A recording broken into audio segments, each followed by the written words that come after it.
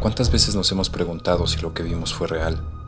Si en verdad alguien nos tocó, si hay alguien caminando por la casa sin que podamos verlo. Hay miles de historias, leyendas, mitos y relatos sobrenaturales alrededor del mundo, y estas son solo algunas de ellas. Mi nombre es Luis Martín, y esto es LM Terror Nocturno. Bienvenidos.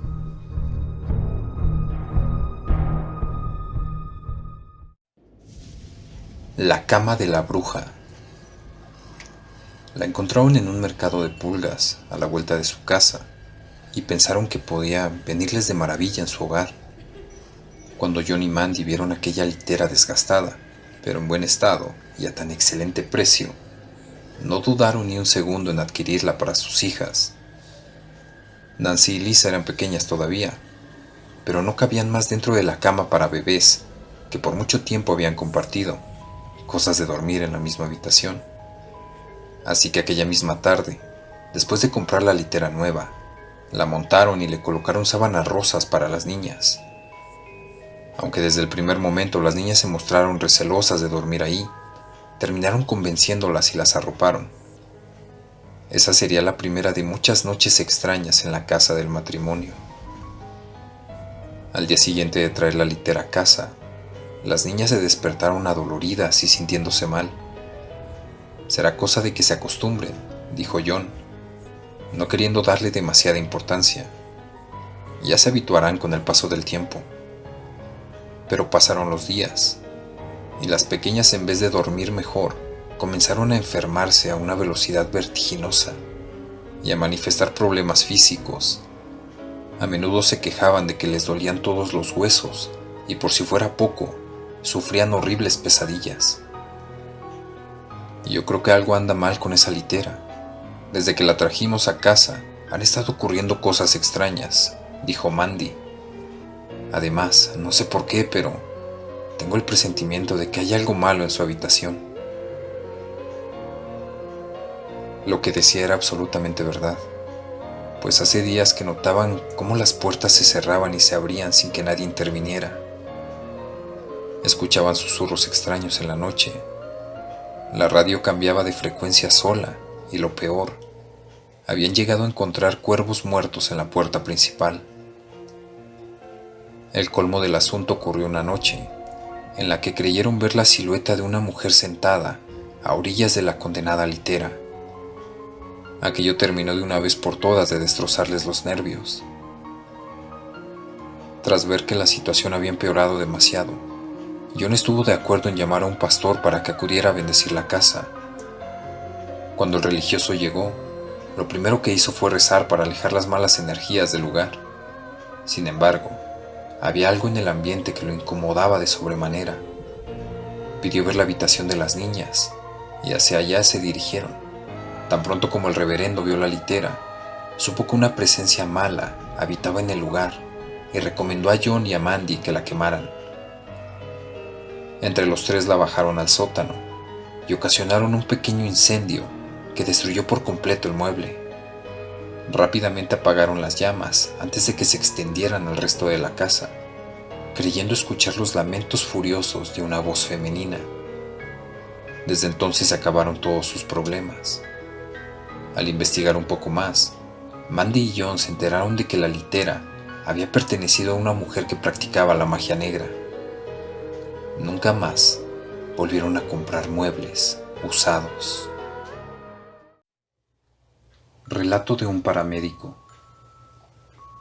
En el trabajo de nosotros los paramédicos se viven muchas cosas de todo tipo, cosas que de tan solo recordarlas erizan la piel.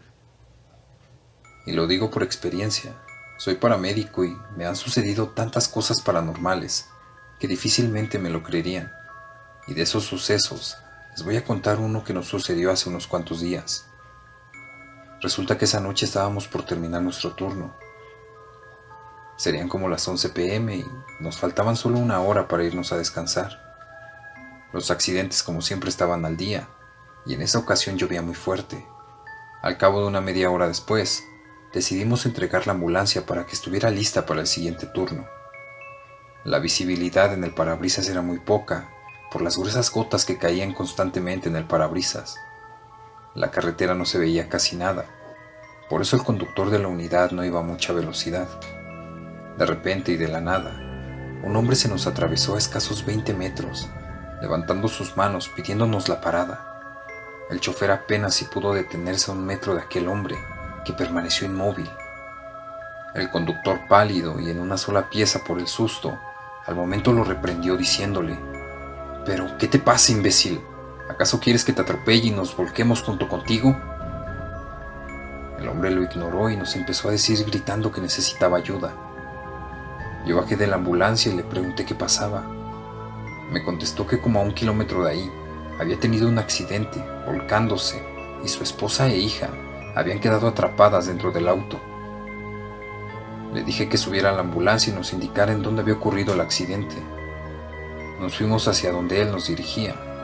En el camino le hice algunas preguntas de rutina que se hacen en estos casos: cómo había sido el accidente, cuántos pasajeros iban y si había tomado bebidas embriagantes. Él me contestó que andaba sobrio, solo iban su esposa, su hija y él, y que en una curva había derrapado ya que el pavimento estaba muy resbaloso por la lluvia.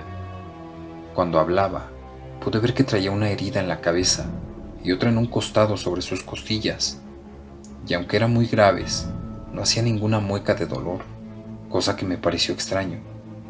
Además, su rostro se veía pálido y su mirada perdida hacia la nada. Encendimos la torreta de emergencia y 5 minutos después llegamos al lugar del accidente y, en efecto, allí estaba un auto volcado con las llantas hacia arriba.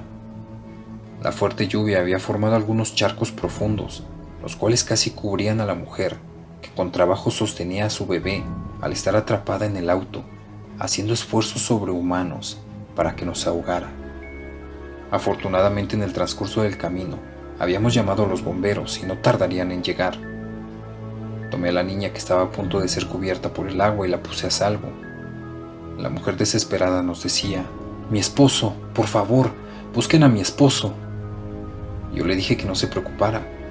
Su esposo estaba bien, que él había sido quien nos trajo hasta aquí para ayudarlas. Ella me contestó que eso no podía ser posible, porque su esposo estaba abajo del auto, cubierto por el agua. Yo pensé que estaba desvariando por el accidente y fui a buscarlo para que ella viera que estaba bien y se tranquilizara, pero en la ambulancia no había nadie. Aquel hombre había desaparecido. En eso llegaron los bomberos y, al mover el auto, vimos entre el agua al hombre que nos detuvo a media carretera pidiendo ayuda por su esposa y su hija. Para los que lo vivimos resultó una cosa increíble. No encontrábamos palabras para explicarlo. Los tres estábamos pálidos, temblorosos. Ese muchacho estaba ahí, sin vida. Tenía la misma herida en la cabeza y en su costado del cuerpo que yo le había visto cuando estaba platicando con él en la ambulancia. Había fallecido, pero de alguna manera regresó del más allá para salvar a su esposa e hija.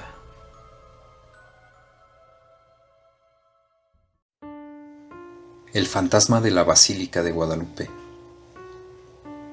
En la Ciudad de México hay muchos lugares que ocultan leyendas aterradoras, sobre todo aquellos que diario reciben a millones de chilangos y turistas.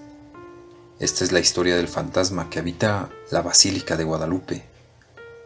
Es uno de los lugares más concurridos de la Ciudad de México, y no solo el 12 de diciembre. Su estructura actual nació el 12 de octubre de 1976. Sin embargo, existe otro edificio que fue construido muchísimos años antes, conocido como la Antigua Basílica. Desde que ese viejo edificio se construyó, por ahí del año 1709, millones y millones de personas han visitado el lugar con el propósito de cumplir mandas, elevar oraciones o solo turistear. Sin embargo, hay un visitante que ha logrado llamar la atención de todos por el pequeño e insignificante detalle de que ya no está vivo.